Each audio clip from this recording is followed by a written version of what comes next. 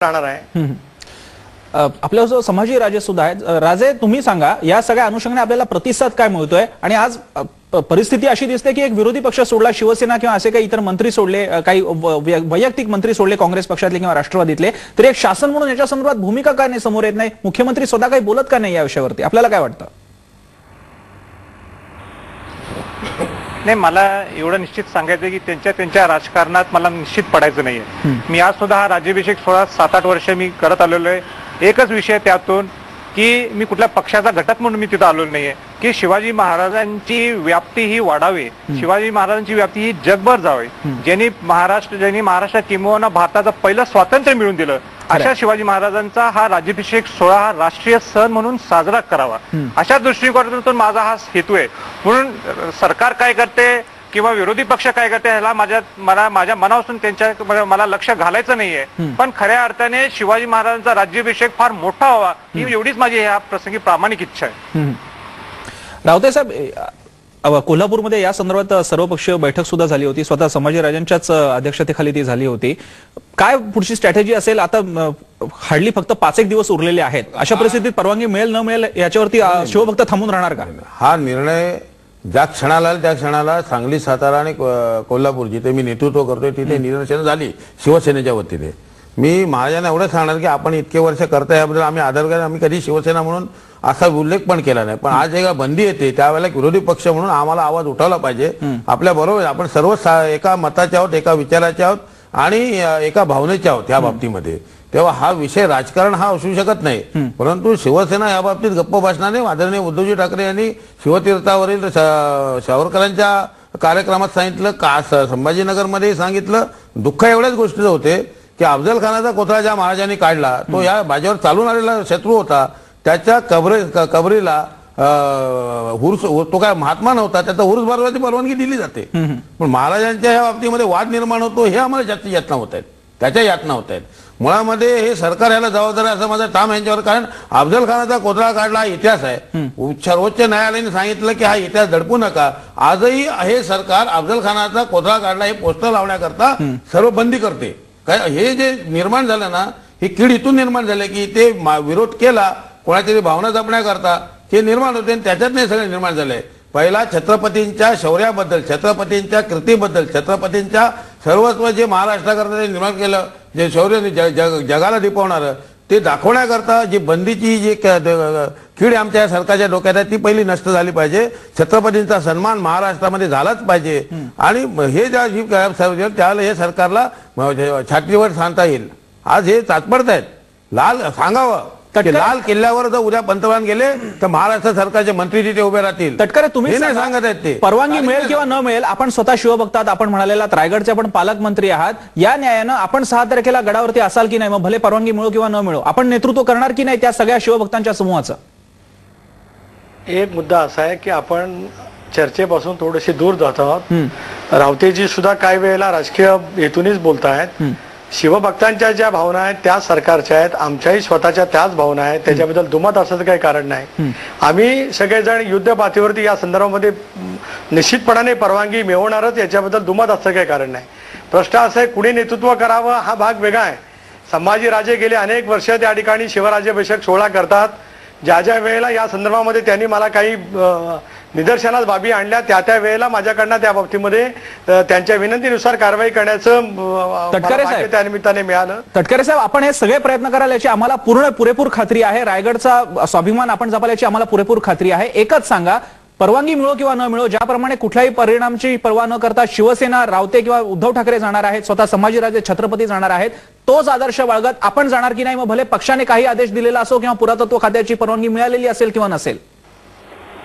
एक असं आहे की आपण अजूनही वस्तुस्थितीपासून थोडेसे दूर जातो आहोत। या समारंभाच्या साठी त्याने जे पत्र लिहिले, जे माझ्या हातामध्ये त्याची प्रत आहे, त्यामध्ये कॉम्पिटंट अथॉरिटी वरिष्ठ आहे असं म्हटलेलं आहे। त्यांना त्यांच्या स्तरावरती ती परवानगी देता येत नाही हा त्याच्यामधला उल्लेख आहे, परंतु केंद्र सरकारची या संदर्भात परवानगी मिळालीच पाहिजे हा राज्य सरकारचा आग्रह निश्चितपणे राहील आणि मला विश्वास आहे की आम्ही ती परवानगी 100% मिळवू।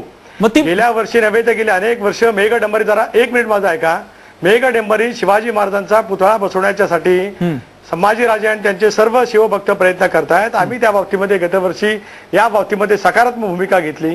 केंद्र सरकारकडे सुद्धा आम्ही पत्रव्यवहार केला आणि त्या बाबतीमध्ये त्यांची एका विशिष्ट बाबीवरती परवानगी आम्ही मिळवलेली आहे. त्याच पद्धतीने या संदर्भामध्ये सुद्धा परवानगी मिळवली जाईलच असं ठामपणाने या ठिकाणी मी सांगतोय.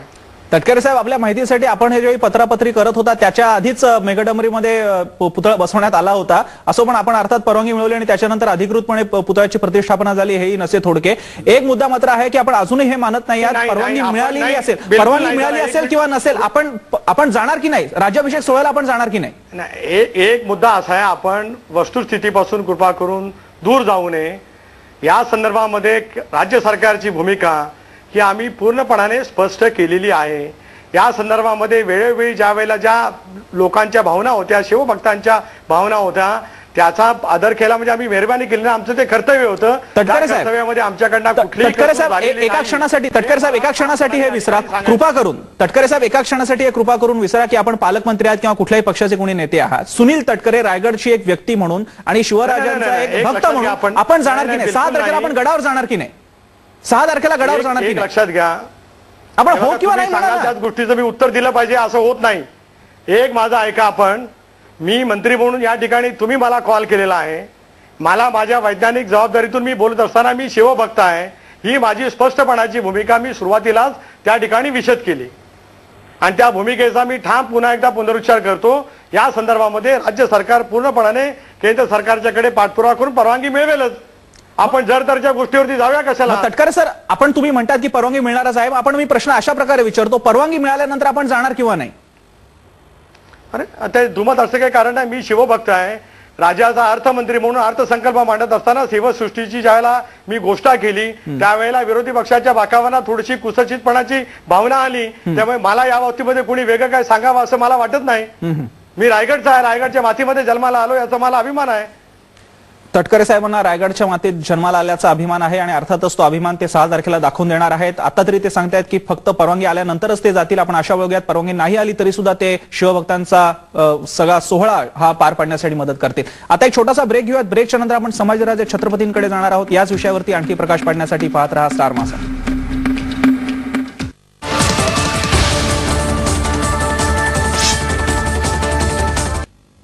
ब्रेक नंतर आपल्या सगळ्यांचं स्टार माझा विशेषमध्ये पुन्हा एकदा स्वागत. आजचा आपला विषय आहे शिवराज्याभिषेक सोहळा का नाही. याला कारण ठरलेले ते म्हणजे पुरातत्व खात्याने न दिलेली परवानगी, समोर केलेली तांत्रिक अडचण. आपल्यासोबत संभाजी महाराज सुद्धा आहेत, छत्रपती संभाजी महाराज. संभाजीराजे, आपण सांगा, ज्या प्रकारे तटकरे सांगतायत की परवानगी मिळवण्याचा आम्ही पूर्ण प्रयत्न करू आणि ती मिळेलच आणि त्याच्यानंतर ते यायचं हो म्हणतायत, आपण मात्र धैर्य दाखवताय की परवानगी मिळेल किंवा न मिळेल आपण शिवभक्तांसह जाणार आहात रायगडावरती.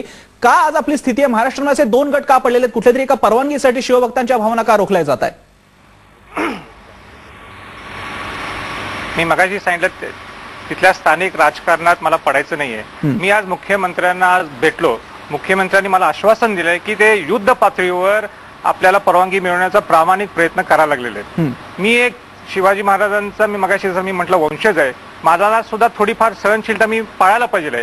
ती सहनशीलता मी पाळायला लागलेलो आहे. पण मी 5 तारखेपर्यंत वाट बघणार आणि एक शिवभक्त म्हणून शिवाजी महाराजांचा रक्ताचा वारस हे लांबची गोष्ट आहे. पण त्यांचा शिवभक्त असल्यामुळं मी एक भक्त असल्यामुळं मी कुठल्याही परिस्थितीत राज्याभिषेक सोहळा साजरा करायला रायगडला मी पोहोचणार. आज 7-8 वर्ष ज्यावेळी राज्याभिषेक सोहळा हा कोणाला माहित नव्हता, तुम्ही सगळ्या लोकांच्या पर्यंत आणलेला आहे आणि हा लोकोत्सव व्हावा. त्या लोकोत्सवातून राज्याभिषेक सोहळा एवढा मोठा व्हावा जेणेकरून शिवाजी महाराजांची व्याप्ती वाढावी आणि हा राज्याभिषेक सोहळा हा राष्ट्रीय सण म्हणून साजरा करावा.